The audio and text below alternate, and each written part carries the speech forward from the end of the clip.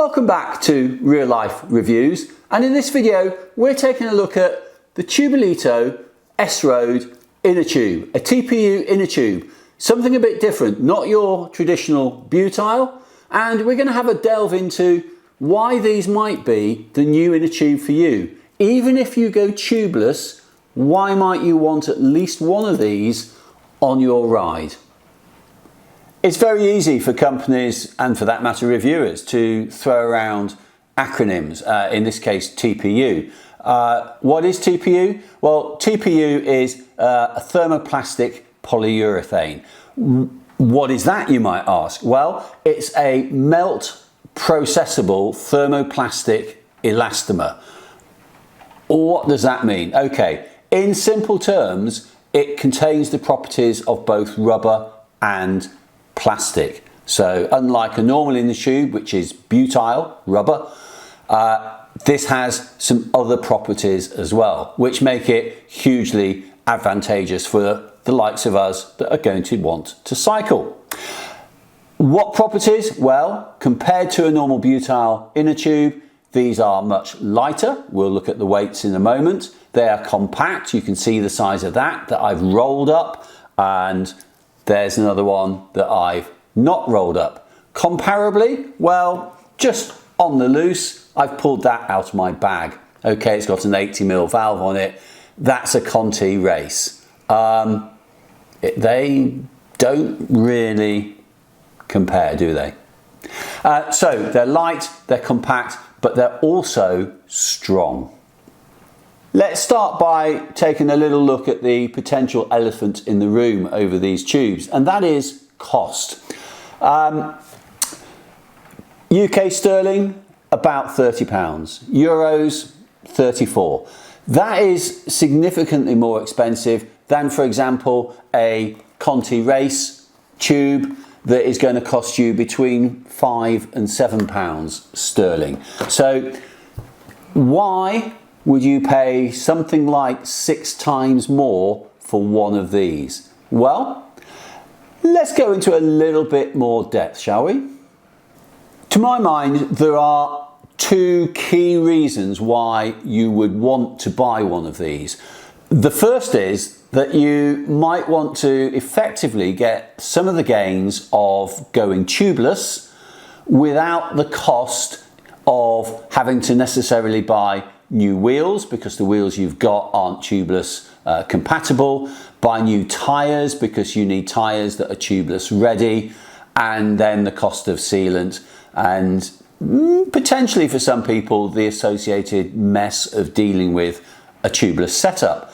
So first off, they potentially can give you a lot of the gains of being tubeless. They are much lighter, you've got a much lower rolling resistance, and you get generally increased puncture protection. So the normal road version of these, which are approximately 15 grams per compatible tube heavier than the S, are twice as puncture resistant as a normal butyl rubber tube. The S, these lighter ones, are the same. No difference at all on testing that's been done. So that's the first reason, tubeless gains. And allied with that, they're easier to fit than a normal tube. They blow up and you can just use your mouth just to blow them up a bit. They don't need blowing up massively to fit onto the rim. And by being bright orange, you can much easier see if you're getting a pinch when you're setting the system up. Number two though, and I suspect for many people watching this is the key reason, why would you have one of these? You'd carry it. It would be your backup. Even if you're tubeless and you can't fix a tubeless puncture, your sealant doesn't work, your plugs don't work, or you've forgotten your plugs, putting a tube in, you're carrying something that is much, much lighter and takes up much less space. And if you are running normal tubes, you still might want to carry one of these as your backup for the same reasons. It's lighter and takes up much less space. I've just mentioned a road as opposed to the S version, which I've got here, the sort of super light race type version. There's actually, if you go on Tubolito's website, they make inner tubes for all disciplines of cycling. But in terms of road variants, they've kind of got 3 levels. They've got an X tube, which is much heavier wearing, great for city riding, touring, CX and gravel riding. They then have their standard road, which covers all those disciplines as well, but is lighter and obviously not quite as puncture resistant. The road is still twice as puncture resistant as a normal butyl.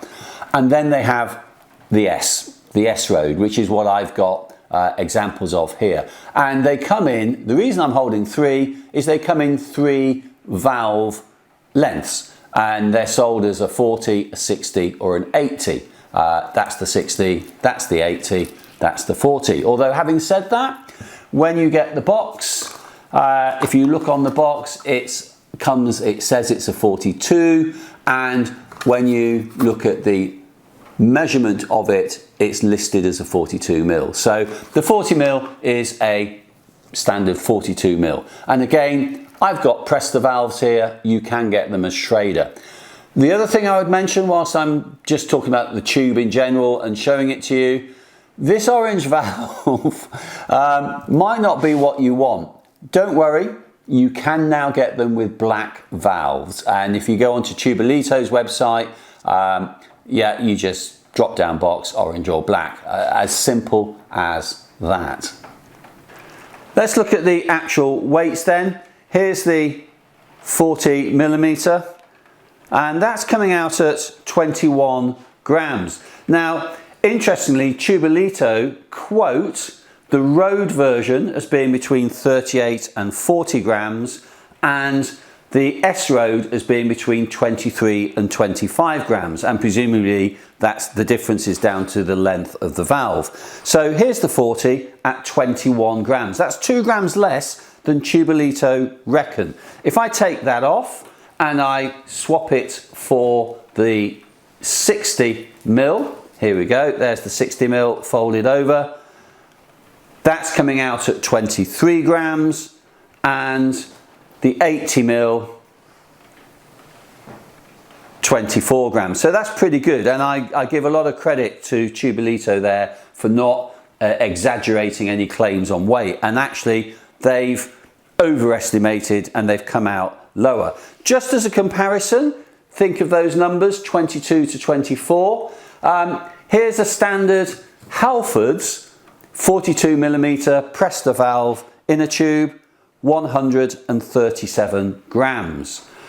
If we compare that to, let's take out a Conti Race, again 42 mil Presta valve, 105 grams, and just as a further comparison, I've got here a Specialized, again 42 mil inner tube. We'll put him on, and 114 grams. I think that's pretty damn good. I mean, Tubolito are saying that the S-Road is 80% lighter than a butyl tube. Yeah, we're pretty much on there. It folds up 78% smaller. I don't quite know where they got the 78% from, but gosh, look, there's the Halfords in a shrink-wrapped plastic. Yeah, it's massively smaller and massively lighter. Now, something you might have heard about is, can you or can't you use TPU tubes with rim brakes? Well, the answer is yes and no. So with the Tubolito ones, if you have the road, which as I said is by definition roughly 15 grams heavier tube for tube, then yes you can. It's thicker, not a problem. The recommendation though for the S-Road is that you don't, because of the potential heat buildup, and it is a thin wall. It's a strong wall, it's the same puncture resistance, and with poke tests and pin tests, it's come out the same as butyl, but with heat, no. So with the S-Road, not to be used with rim brakes, but the road itself, yeah, no problem whatsoever. A few other questions that you might have. What about staying inflated? Do they leak air worse than a butyl tube? No, they're the same. They're exactly the same. Do they have a maximum pressure? Again, the only limit on the pressure is the same as with a normal butyl tube. So that is your tyre, if it's got a max PSI rating, or if you're looking at your weight and comfort. But no, you're not restricted by the air you're going to put in these at all. Are they safe to use with CO2? Yes, they are. Absolutely. The only thing about CO2, and it's the same with butyl, is I would always say to you, as soon as you get back, let the tyres down and put air in, because CO2 will leak out of tubes. Essentially, the molecules are smaller than air molecules and they will seep away. So you will lose pressure in CO2.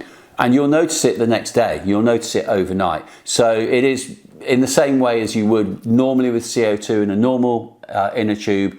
Drop the air out when you get home, or drop the CO2 out, sorry, and put some air in. Can you put sealant in these? Well, press the valve? No. The valve itself is glued in. The core is glued into the valve stem, so you can't. Schrader, yes, they're removable core. So if you're one of those people that sort of belt and braces and put sealant inside your inner tube, yes with the Schrader, no with the Presta valve. And that lends me on to valve extenders. Can you put a valve extender on? Yes, you can. These are designed to be used with the to-peak valve extender. Frustrating, isn't it, when you've got a valve extender and it doesn't fit the flipping gauge or your screw thread on what you've got. Tip to all racers out there and triathletes, cycle racers, long tourers, if you need extenders, check that your extender fits the valve that you've got on your bike. The Tubolito S-Road TPU inner tube, thermoplastic polyurethane. It's lighter than the normal inner tube, it's hugely much more compact, it's strong, it's puncture resistant, gives you much lower rolling resistance, and quite frankly, I think it's well worth the extra money over a normal butyl tube. And would I get one? Well, yeah, I've got them, and I am now, these are my pack up on my tri bike and on my road bike for normal road riding. Simple as. If you'd like to purchase one of these inner tubes, well, in the description down below, we've got a link to Tredz, who stock loads of these and cover mountain bikes, you name it. And everything you buy through there, the channel just gets a tiny amount, you pay no more, and in fact you often get some great deals, and it just helps keep the channel going. Similarly, if you've enjoyed the video, please give it a like, give it that thumbs up. That helps YouTube's algorithms enormously for us. And also share it with your friends. If you haven't yet subscribed, well, click on the little round picture just down there. And related, we've got video on the Thumper Pump down there, the Genuine Innovations Air Chuck Elite up there, and the Smart Gauge D2 up there. Thanks for watching.